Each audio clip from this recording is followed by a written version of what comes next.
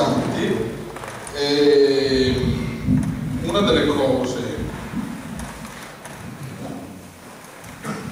che ci caratterizza e che ha anche, se vogliamo, costituito la base di un indubbio successo che ci ha testimoniato il mondo intero. Sto parlando ovviamente del referendum di indipendenza del Veneto che citava Mauro, che citava Andrea e Pierpaolo, che ha visto una partecipazione plebiscitaria e che, ricorderete, ha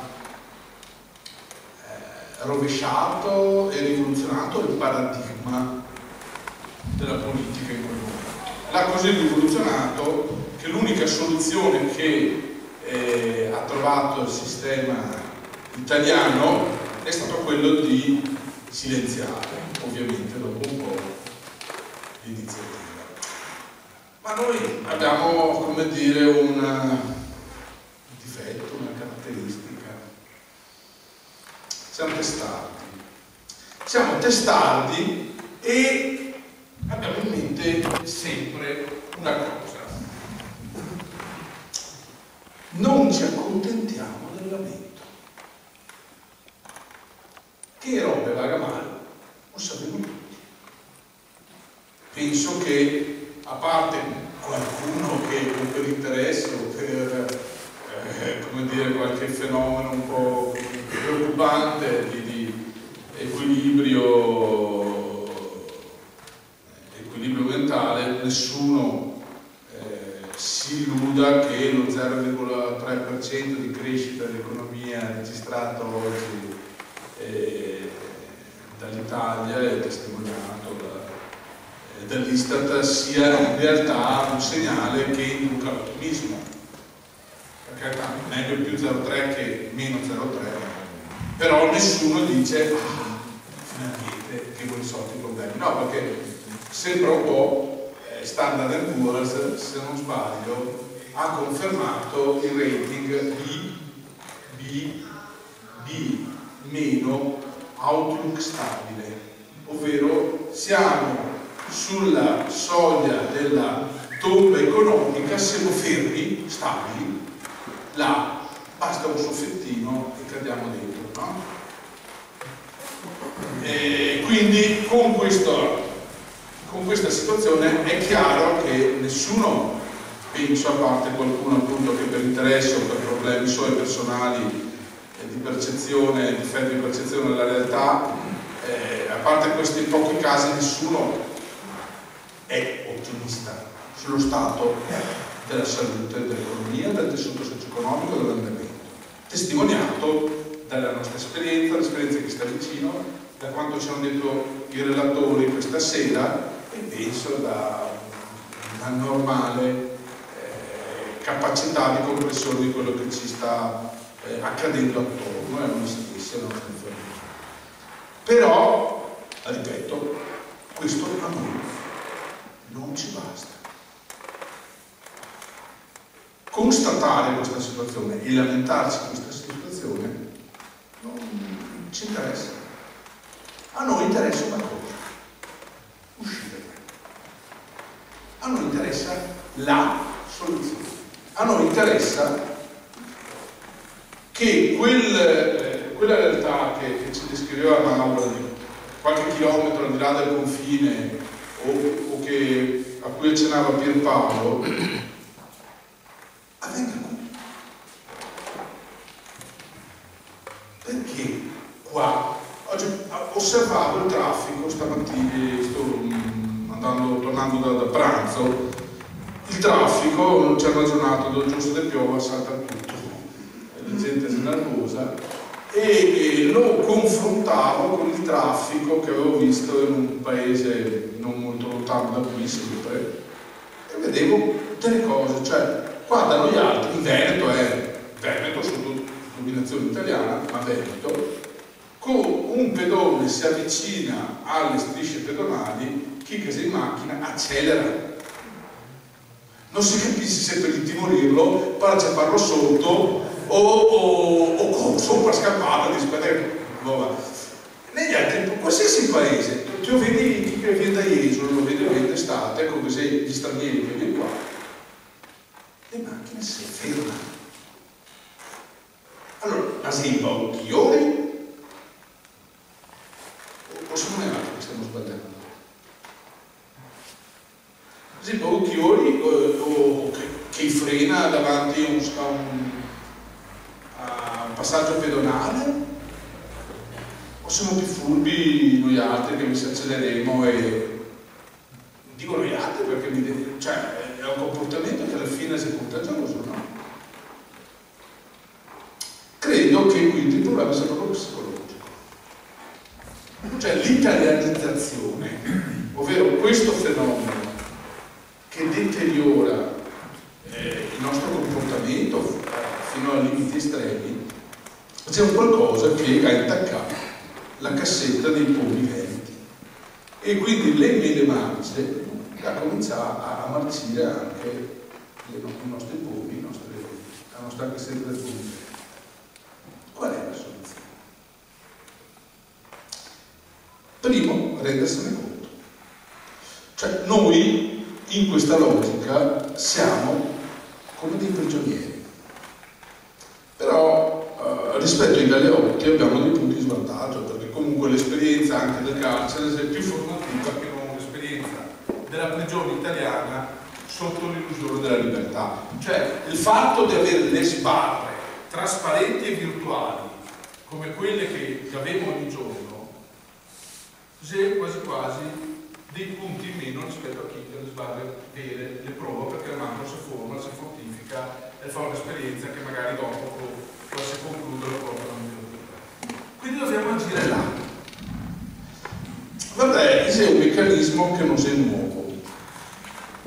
Non è nuovo perché tanti popoli che si è trovato di fronte a questa situazione lo ha dovuto far proprio. Beh, il popolo di Israele cos'era sotto schiavitù in Egitto. Cos'era sotto schiavitù in Egitto? La prima constatazione c'era proprio questo da parte di chi che si era posto il problema della liberazione del popolo di Israele dalla schiavitù, che gli schiavi ragionavano da schiavi, c'erano depressi, svogliati, non c'erano le auto, ma se fosse state le auto in passaggi pedonali che avrei accelerato a tiro sotto i pedoni per esercitare una qualche tipo di furbizia che vi dava un senso di superiorità in una situazione in cui poteva esercitare. Non si cambia niente da quella situazione. In questa situazione di schiavitù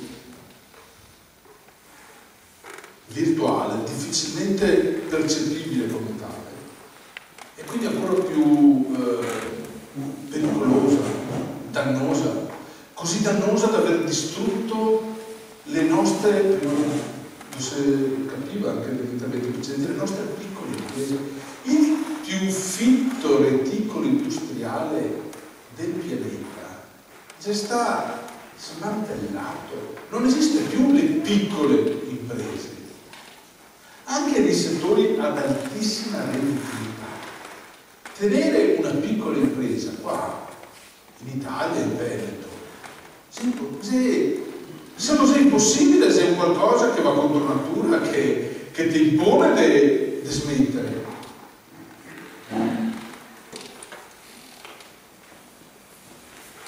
Così non va. Qual è la soluzione? Beh, noi altri un'idea da avere.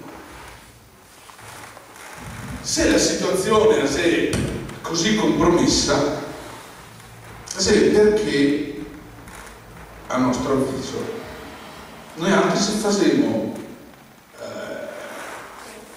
influenzare dalla peggiore tara che l'Italia ne dà come Veneti, ovvero il provincialismo. Nel momento in cui noi altri, un anno fa, dovevamo alzare la testa e come Veneti saremmo posto all'attenzione del mondo, si era vista la differenza.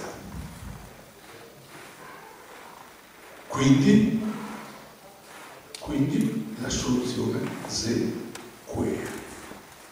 Dobbiamo avere la capacità come organizzazione, come società civile organizzata, quindi come plebiscito.eu, come Veneto Sì, come istituzioni della Repubblica Veneta, di capire questo e di mettere in atto questo. E questo noi non stiamo mettendo in atto. Vedete, qualcuno ne ha criticato perché l'anno scorso ha detto che aveva fatto una grandissima iniziativa, però non dovevi dichiarare l'indipendenza perché non c'erano e non siamo indipendenti. Ah sì? Ma per caso i coloni americani il 4 luglio 1776 mica a dichiarare l'indipendenza degli Stati Uniti d'America, già indipendenti, e il 5 luglio 1776 e il 6 luglio e il 5 luglio del 1777 no, sono passati 7 anni, ma oggi se loro e noi altri ricordiamo l'indipendenza degli Stati Uniti d'America e gli associamo una data, gli associamo il 4 luglio 1776. Il nostro 4 luglio 1776 se il 21 marzo 2014. La dichiarazione di indipendenza della Repubblica Veneta, questo non capivo molti, non è stata una dichiarazione di risultato ottenuto, ma è stata una dichiarazione di obiettivo che avevamo indicato di fronte al mondo e alla storia, determinati ad ottenerlo, per via pacifica, per via democratica, per via moderna. Questo è il primo atteggiamento che dobbiamo tenere per arrivare alla vittoria finale. Così noi altri che avevamo già vinto. Quando? Fra 2 anni, fra 3 anni, non lo so, ma che avevamo già vinto. Quell'altra componente è che parliamo al mondo. Come parliamo al mondo? Esattamente come abbiamo fatto con il referendum di indipendenza del Veneto. Cosa faremo adesso? Sfideremo di nuovo lo Stato italiano. E come lo sfidiamo? Semplice, andiamo più avanti. Indicheremo a brevissimo delle tempistiche e un obiettivo, che sarà dopo l'estate ovviamente, per creare una cittadinanza digitale più avanzata della cittadinanza cartacea muffita italiana.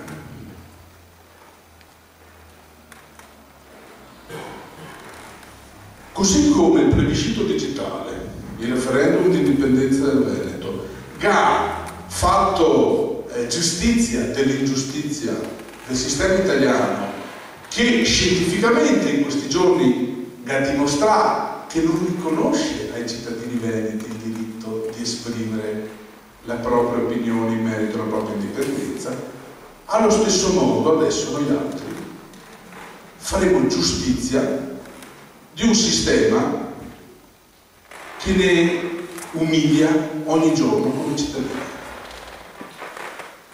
Alza a man chi che si sente un cittadino la cui dignità si rispettata nella quotidianità. Oggi c'era sull'ufficio pubblico, l'ho scritto una breve frase, ma chi di noi altri non si sta sull'ufficio pubblico? E più alto che sia il livello, peggiore sia la sensazione, e sarà sentito privato della sua personalità in ogni ambito. Ma se mai andai in un ufficio pubblico di un qualsiasi paese civile,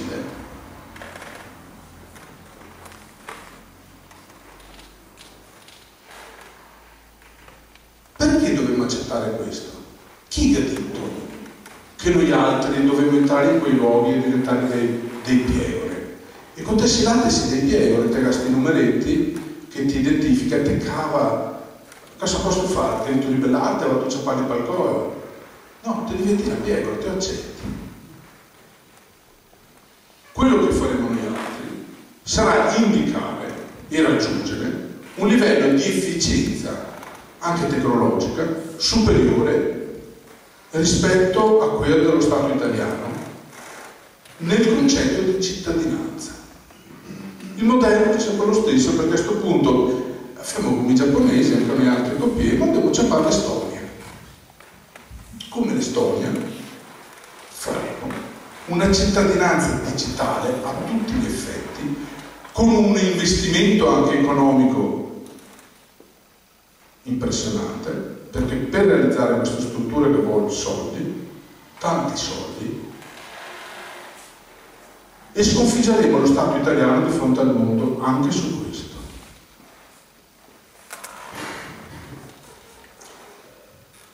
Non solo, daremo alla nostra organizzazione una struttura e una vita internazionale. Assumeremo anche da un punto di vista giuridico, una dimensione che sarà transnazionale, e assumeremo anche una capacità progettuale e anche economica associata per la realizzazione di questi progetti che caleremo nel territorio. Vedete, la cosa che più mi fa star male è vedere gli imprenditori veneti che fino a qualche anno fa c'erano sorridenti e forti e orgogliosi, aver perso il sorriso, aver perso la capacità anche solo del pensare di fare qualcosa, e vedere contemporaneamente degli imprenditori di altri paesi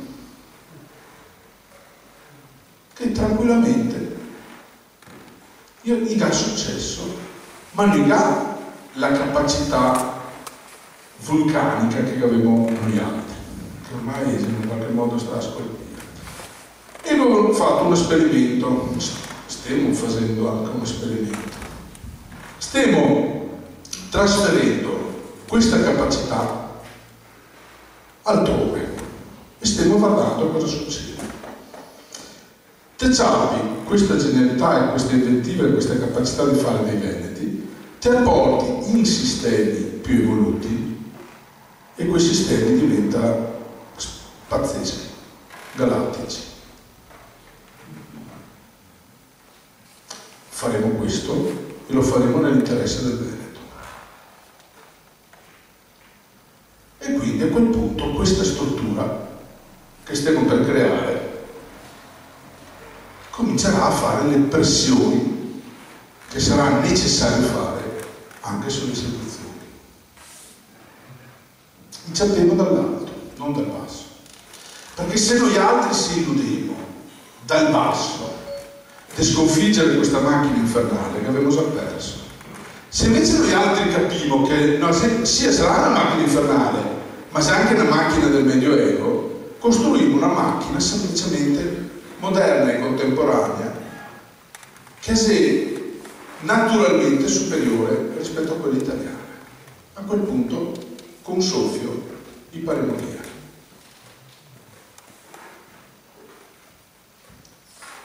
È esattamente quello che abbiamo fatto con il referendum per l'indipendenza del Veneto.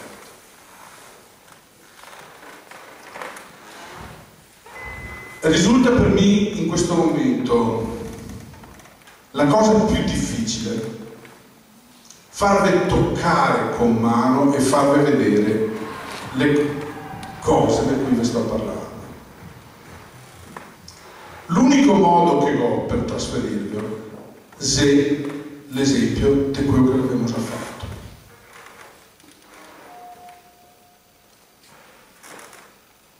E c'è un altro aspetto. Vedete, io lo cito ogni tanto parlando dei sistemi economici. E adesso che c'è un altro imprenditore che sta venendo de moda in questi giorni, che è Elon Musk, vabbè, però ancora il grande pubblico non lo conosce, quello di batterie, non so se ne avete sentito parlare, c'è quello della Tesla Motors, delle macchine elettriche, c'è quello che ha anche SpaceX, un'industria spaziale privata. Io creare un altro impero, un altro geniaccio. Però molti invece conoscono Apple, cioè quella che crea queste diavolerie qua, che tutti conoscerete, che avrete visto. C'è un'aziendina, no? Questa Apple. È un'aziendina che capitalizza 710 miliardi di dollari. C'è l'azienda che ha raggiunto il più alto valore nella storia come capitalizzazione di mercato. La borsa di Milano vale 600, tutta la borsa di Milano, la borsa di Mosca 640. Questa azienda qua 710. Beh, qualche decennio fa questa azienda già era un colosso, no, già era dei tosati, che si divertiva in un garage a studiare cose tecnologiche con una grande testa, un grande cuore, ma senza un dollaro. Voi altri penseste, tosatei, e provai a immaginarvi qua, a Gran Torto, a Bassan, a Treviso. Provai a pensare se qualcuno qua, dalle nostre parti, potrebbe andare da Stitosi e dire: ti do 1.000 soldi, ti conferisco 1.000 capitale di rischio perché credo in te, credo nel tuo progetto. Non potrebbe essere, la Apple qua non sarebbe mai potuta esistere. Negli Stati Uniti invece qualcuno che ha fatto esattamente questo, ha creduto in Stitosi, si è da là e gli ha messo i soldi perché questi potesse creare la sua azienda. In pochissimi anni gli ha creato la prima azienda, la più grande azienda della storia. Quello che stiamo facendo noi altri concettualmente è molto simile a questo. Stiamo interessando il mondo per creare una nazione che possa essere una Apple tra le nazioni. Questo concetto interessa tantissimo al mondo. E questo è il motivo per cui, in un qualche modo, intorno alla nostra organizzazione si crea un interesse, che è un interesse che va al di là del nostro confine.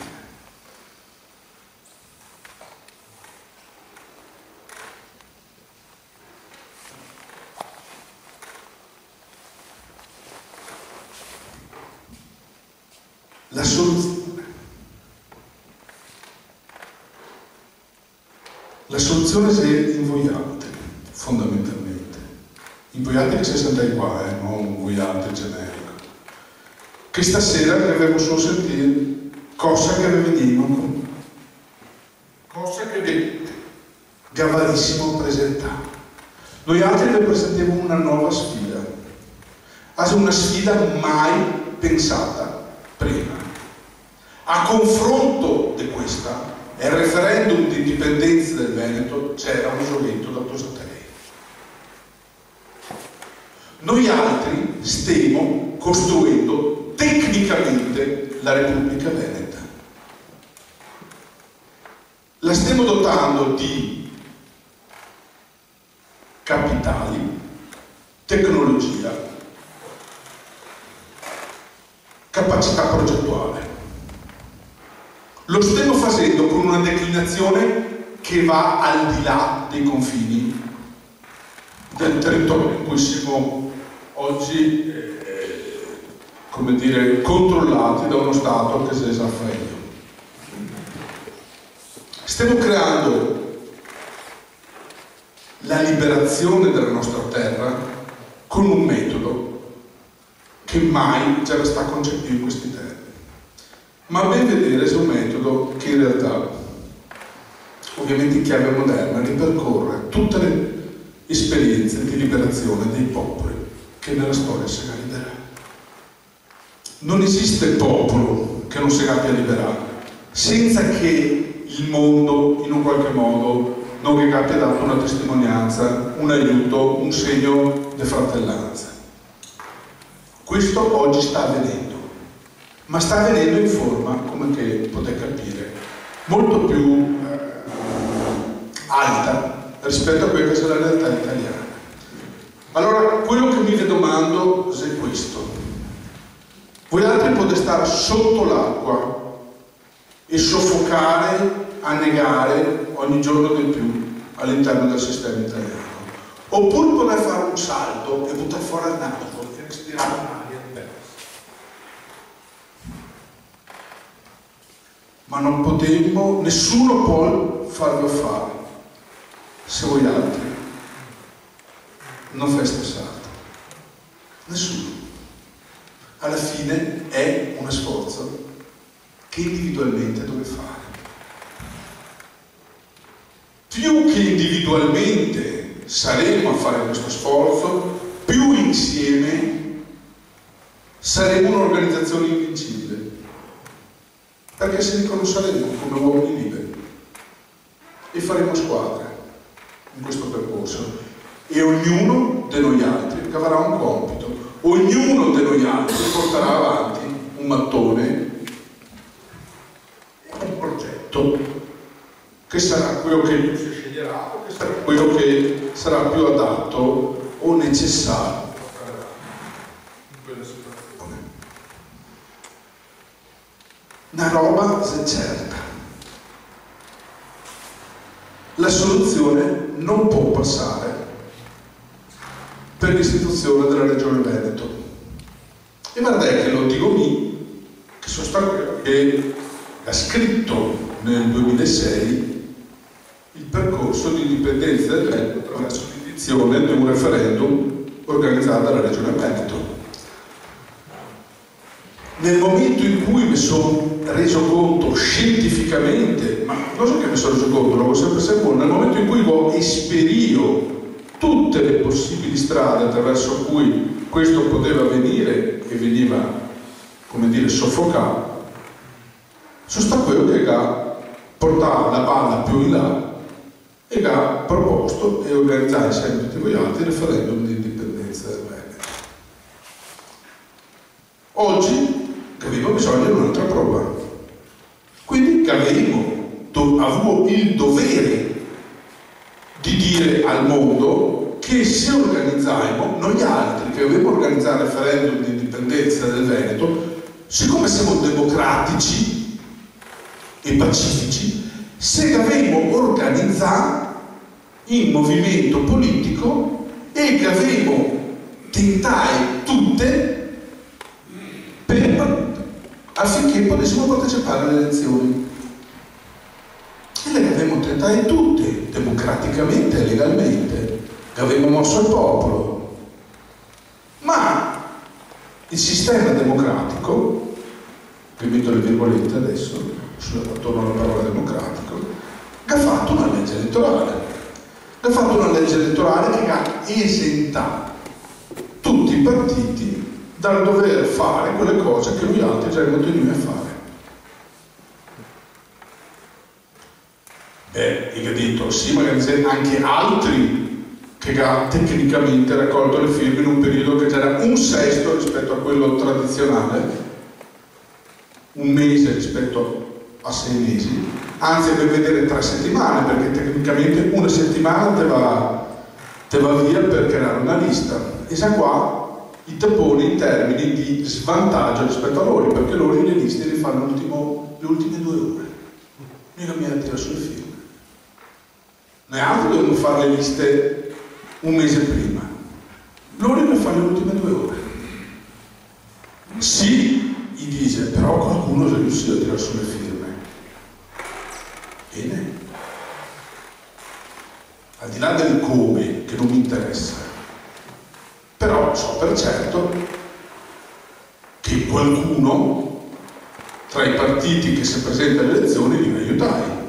Ma mi sono contento di questo, ma non mi interessa. Mi so che a un certo punto, pur di assicurare che non fosse consumata neanche una possibilità nell'esercizio democratico, mi sono dati i partiti che ho detto bene, ti se aiuti loro, aiuta anche noi altri. Ovviamente i partiti, che ho fatto in forma scritta, mi hanno detto di no. A posto. Non dobbiamo più fare niente noi altri. Lo sforzo democratico di partecipare alle elezioni italiane della Regione Veneto lo avevano fatto. Per cui quell'aspetto non ne riguarda. Avevamo assicurato che le maglie del sistema si erano chiuse. A posto. Non avevamo più quindi da dimostrare la nostra democraticità, perché l'avevamo già dimostrata. A quel punto uno dice: cosa succede nella Regione Veneto? Che c'è delle elezioni fra 3 settimane. Perfetto. Siccome comunque noi altri abbiamo una responsabilità, perché siamo quelli che ha permesso ai cittadini veneti di pronunciarsi in merito alla sua indipendenza, laddove questo che si sta proibito o non consentito dalle istituzioni dello Stato italiano, regione compresa. Allora dovevo fare in modo che quando c'avevo una decisione o c'avevo una strada, non nuocemo ai cittadini stessi, alle organizzazioni, che in modo più o meno sincero e si oppone a fare gli interessi del popolo, no? Quindi se c'è qualcuno che porta avanti il concetto di indipendenza del Veneto, noi altri dobbiamo fare in modo di assicurarsi che queste organizzazioni abbia avuto da parte nostra la più totale apertura e disponibilità al dialogo. Ovviamente non avevamo potuto interloquire con quelle organizzazioni, con le componenti che si dice indipendentista, che corre supportando i partiti o le coalizioni che si contrarie all'indipendenza del Veneto. Quindi parliamo delle coalizioni che porta i partiti italiani, Lega compresa. Qui ovviamente va bene dal contattarli, perché anche solo parlare che significa macchiare il referendum di indipendenza del Veneto e nuocere al popolo che si era espresso. Invece che dovevo rivolgersi all'organizzazione unica che c'era, che si chiama Indipendenza Veneta, che si poneva in questo senso. E su sua richiesta, qui mi hanno mandato a incontrarsi, Gavino ha detto altro che, come no. E mi sono incontrato Franco Favaro, che stasera vi saluta e che si è ammalato. Peccato che mezz'ora prima dell'incontro la pari carica della nostra organizzazione aveva avuto un problemino nell'ultimo istante, quindi non si era presentato. Ovviamente noi altri non potevamo come dire, fare dei motivi di tipo personale, delle rivalse di tipo personale considerate da rappresentare l'interesse di tutti, e quindi siamo andati lo stesso all'incontro, pur sapendo che queste persone che hanno offeso tutti voi altri, che hanno offeso tutta l'organizzazione del plebiscito.eu nel momento in cui gli domando un incontro alla massima rappresentanza del plebiscito.eu in nome dei suoi massime rappresentanze, e dopo all'incontro ne manda le sue massime rappresentanze con una scusa. Se ne avevo, come dire, non se ne avevo fatto un problema, anche se le ha offeso tutti con questo comportamento. A quel punto mi diciamo se a parlare e mi ha domandato cosa che intendevo fare. Allora che ho detto quello che avevo scritto anche nel comunicato: noi altri non siamo massimalisti, non siamo talebani, noi altri avevamo un unico obiettivo, che è arrivare all'indipendenza del Veneto. Ovviamente dovevamo farlo nei termini concreti. Quindi fin adesso l'unico risultato che si è ottenuto in concreto in questo senso è stato il referendum di indipendenza del Veneto. Per cui il primo passo che noi altri domandiamo a un'organizzazione che vuoi avere un'indicazione, un appoggio, una testimonianza da parte nostra, se poi le riconosce il referendum di indipendenza del Veneto, viva Dio. No? Non che abbiamo domandato molto altro. Dovremmo anche domandare un'altra cosa, che non ne venga messi i bastoni tra le ruote nel momento in cui noi altri, come che stiamo facendo, stiamo interloquendo a livello internazionale per rappresentare il Veneto, quel Veneto che vuole liberare la propria terra. Quindi abbiamo detto, non vedo di condividere il nostro percorso, vedo mandemo, quando che interloquimo all'estero, di non fare un danno a tutto il popolo, quindi magari casa. Cioè, come quando in qualsiasi paese del mondo civile ti troverà dei rappresentanti esteri che va a fare una missione diplomatica e parla a nome del paese, anche l'opposizione più dura di quel presidente si schiera con il presidente perché sia in gioco la rappresentanza del paese. Questo è il concetto, no? Allora, qual è la situazione?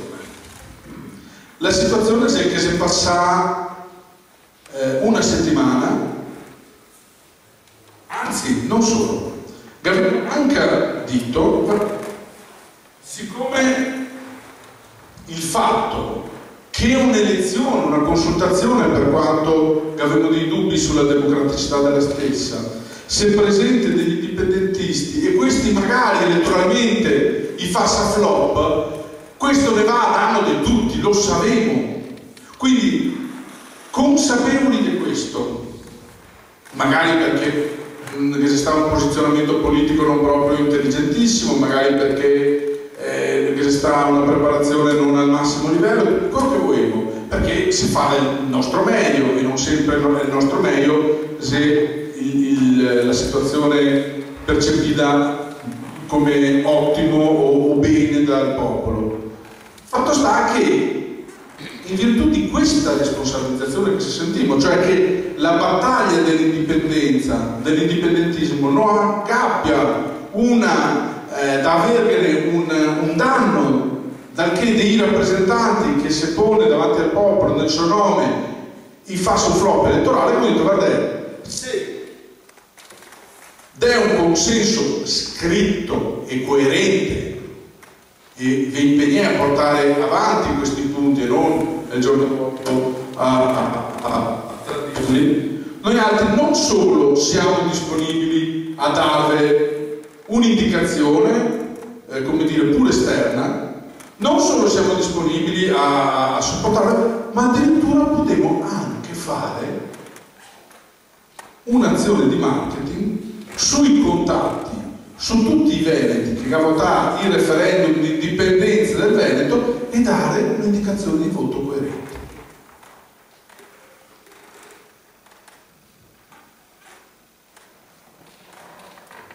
Risposta: silenzio.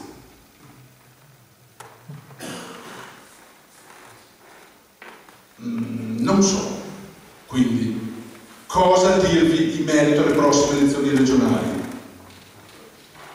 Non so, non voglio che venga fatto un danno al popolo veneto.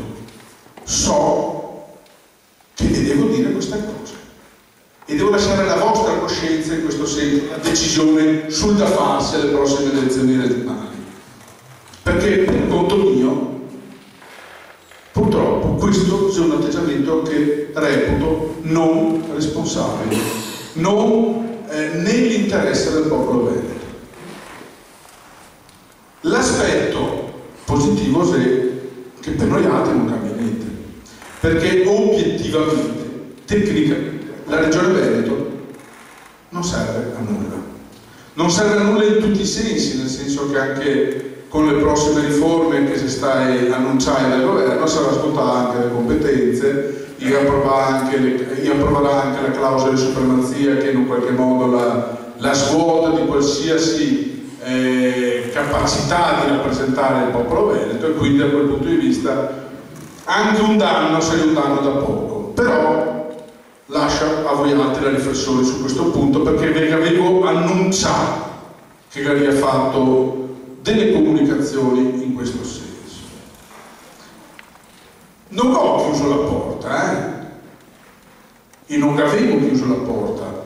Dopo ovviamente si tratterà anche di condividere la cosa, però a 2 settimane dal voto devo constatare che una settimana è stata bruciata col silenzio.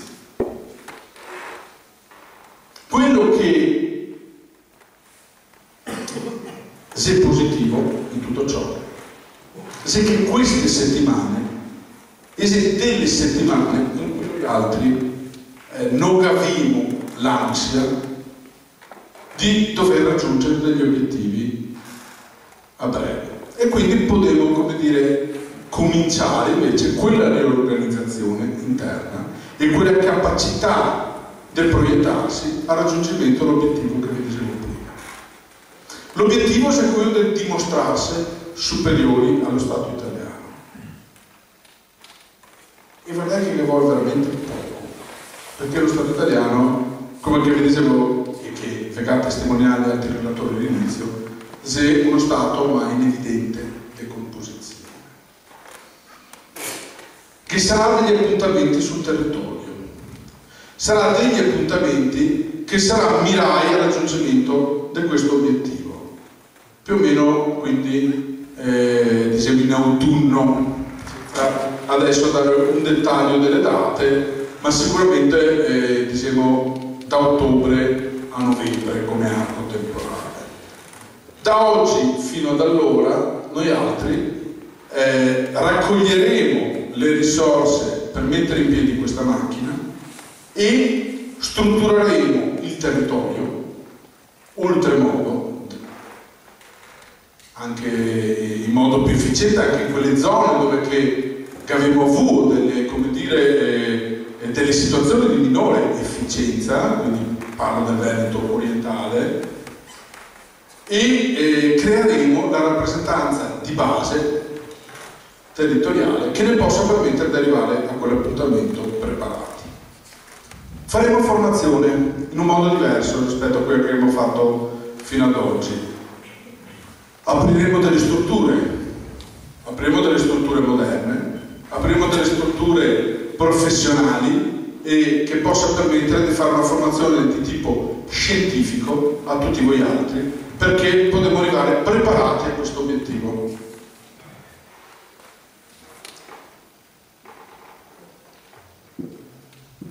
La cosa fondamentale è capire che questo Stato qua non ha più fiato.